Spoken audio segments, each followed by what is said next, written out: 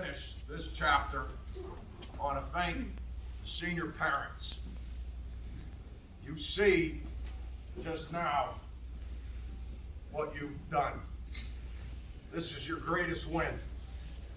As we've been talking all day long, what no one sees is everything that you've done as a parent from when they were small. Forget the rides and the physical stuff. But what you do is hard today. We don't like to make excuses for them.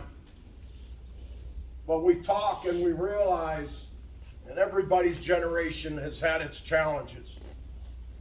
But this group and the groups that'll follow them have more no redos than we ever had as kids. Those things where you make a mistake and you don't get a second shot.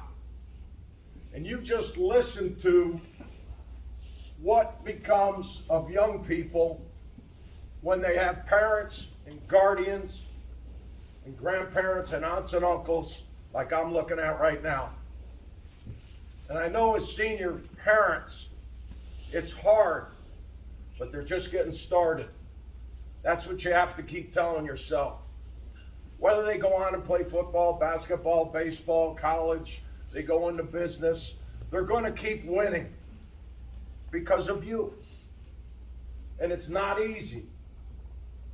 You need to thank each other and be proud and accept the thanks that you should be getting for the young people that you brought into our lives.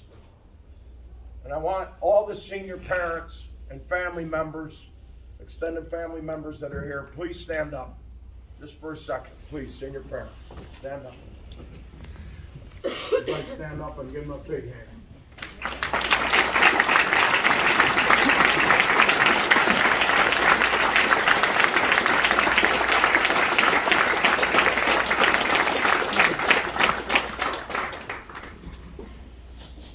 Thank you. Thank you for letting us borrow your sons for 4 years. We're better people because of it. And I mean that. Okay. So, this group came to us at an interesting time.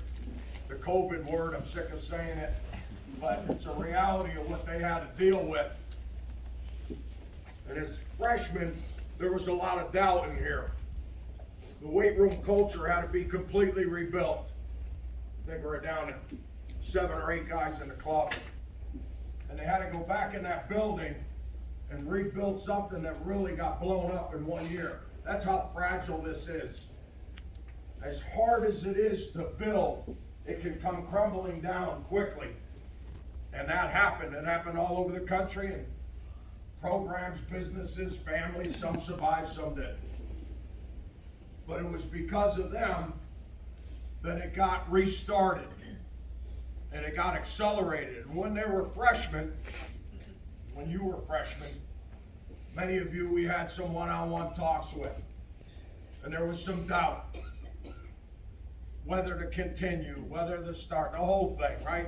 Anybody who's ever played this game has laid in bed at night and at some point said, I'm done.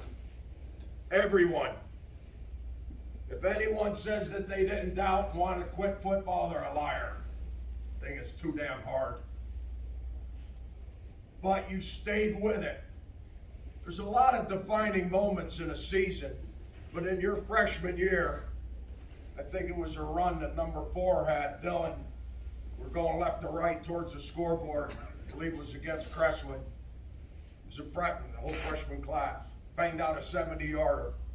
I swear I could see him smiling as he was running by us. He started on the left hash, hit the right hash towards our sideline.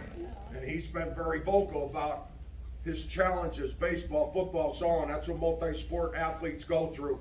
But to see that smile come off onto the sideline, and it had an effect on me and all of them. I think they realized that night, we got something here. And sometimes teams are defined by a moment like that. And then at the end of your sophomore year, which was challenging for many of you, I think might be one of the greatest things that you've done for the program. We knew that we had something going on in that winter of your 10th grade year, going into your 11th grade year. Something wasn't right. We sat down outside by those picnic tables. It was about this time of the year. And we just sat there and we were going to sit it out until we talked. And an hour and a half later, we talked about this before, I heard things that still to this day catch my attention. And they rallied a little bit. And there was a lot of tears. There was a lot of hugs. And it taught me, after 40-something years of doing this, I kept saying earlier today, don't get numb to things. They taught me and us how to not get numb to the human part of this and how important it is that we are with each other. That clubhouse is a safe haven, which is kind of neat, and you hear and you see the example of all the greatness, but it's also a cocoon. It's also somewhat of a shell, and it's not the real world.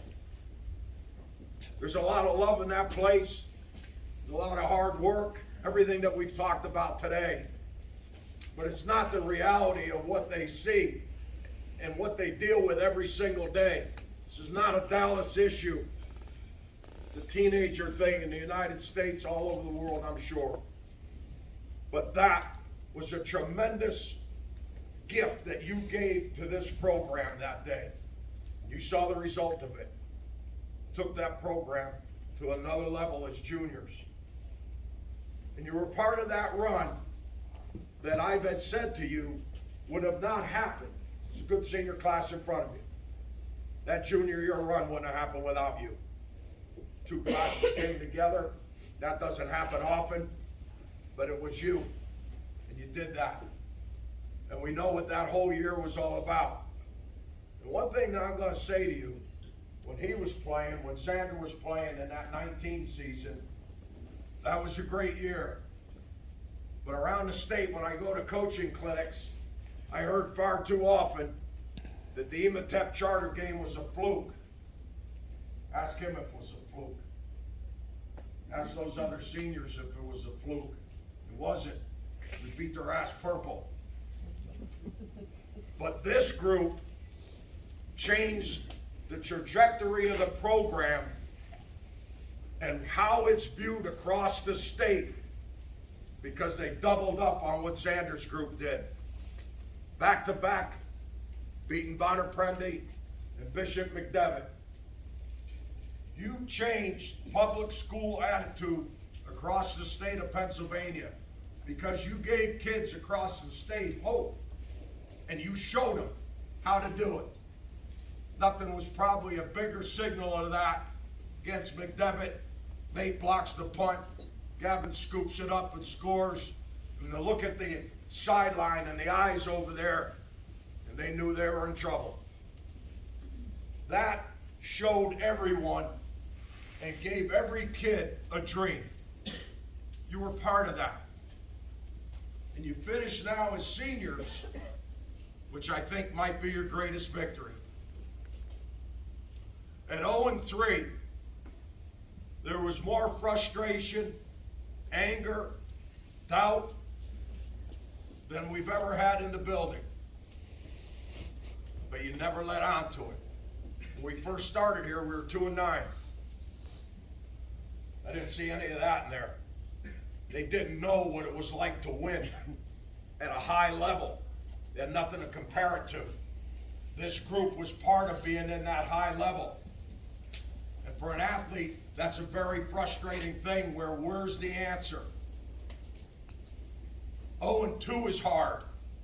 And I'll bet you that most programs would buckle at 0-2. Forget 0-3. You know how hard it is to walk back into that weight room on a Sunday morning at 0-3?